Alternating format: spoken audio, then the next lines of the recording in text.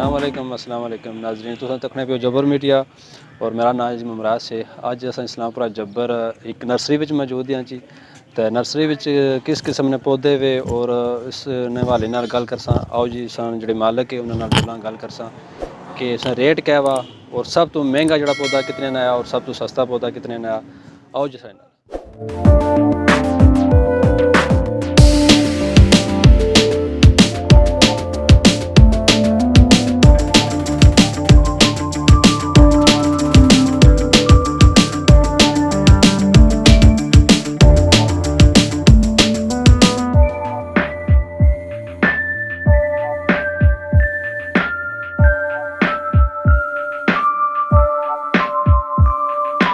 अस्सलाम वालेकुम जी। वालेकुम सलाम जी। तुसन अंकल नाम क्या है पूरा? मुज़फ़्फ़र इकबाल जी, कित्थे रहने वाले हो? जंडन जार। जनजार मुजफ्फर साहब। अच्छा तुसें इस्लामपुरा जब्बर जित्थे एक नर्सरी ने सेटअप बनाया वा जी कितने टाइम तो कम करने पे हो?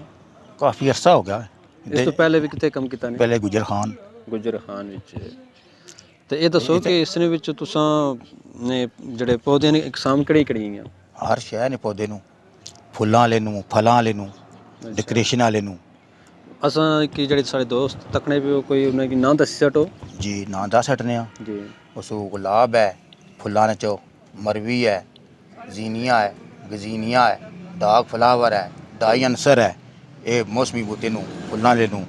फलां विच खुरमानी है, आलू बखारा है, सेब है, बदाम है, आड़ू है, नाशपाती है, अमलोक है, माल्टा है, अमरूद है, नींबू है।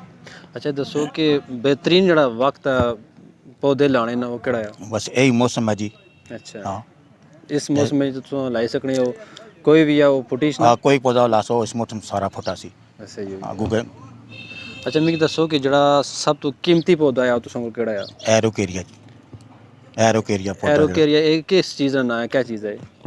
पौधा ना खूबसूरती वास्ते खूबसूरती वास्ते है, जी। मैं समझा फ्रूट नहीं होना ना? नहीं ये डेकोरेशन वास्ते है। डेकोरेशन हाँ। वास्ते एक होना मनी प्लांट वगैरह एक होना जी वो बेल होनी है। वो बेल भी है। हाँ मनी प्लांट। ते इस तो बाद जेह्ड़ा सब तो नॉर्मल जेह्ड़ा वा ओह् ते केह्ड़ा होना पौधा तुसां कोल? वो फुल्लां बिच जेह्ड़ा है वो रात की रानी होई, मोतिया होया, चंबेली होई। ये ये फुल्लां दसो आह्ले कि च साढ़े इस एरिया विच केह्ड़ा ज़्यादा पौधा चलना?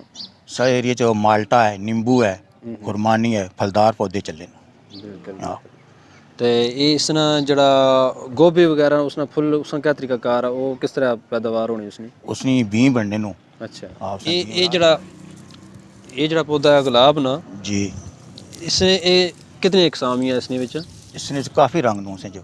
अच्छा हाँ अमूमन तो जेह्ड़ा वा सुर्ख ही चलना सुर्ख भी है, गुलाबी भी है, जामनू कलर भी है, सारे कलर इन्ना चाहे ते इसने विच एक ब्लैक भी होना और ब्लैक नया हमारे ख्याल च। हाँ ब्लैक टाइगर भी है, काला जिसकी ब्लैक टाइगर है वो है।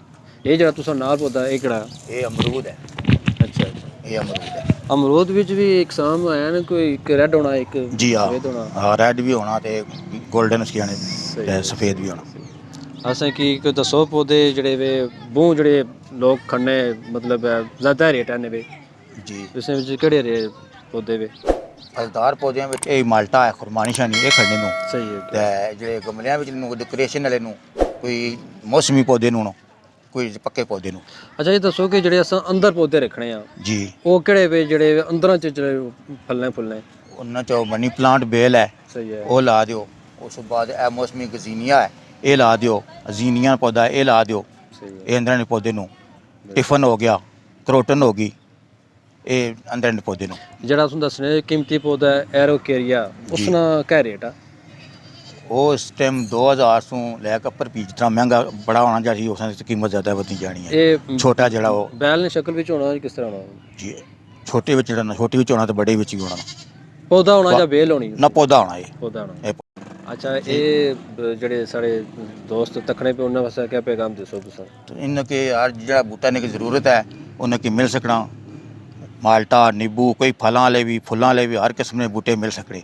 गौरमेंट प्राइमरी स्कूल नाल जड़ा साढ़ा नर्सरी है इस्लामपुरा जब्बर च ते जेह्ड़े बूटे ने की ज़रूरत उन्हें मिल सकने। सही हर है किस्म के बूटा अच्छा खरीद सकने।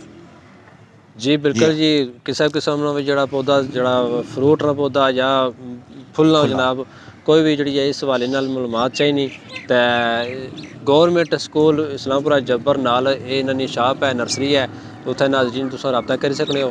तो इस टाइम असेंगी दियो इजाज़त मुमराज से दोस्त रहीम मलिक की इंशाल्लाह मिलसा कुछ और वीडियो च। खुदा हाफिज़।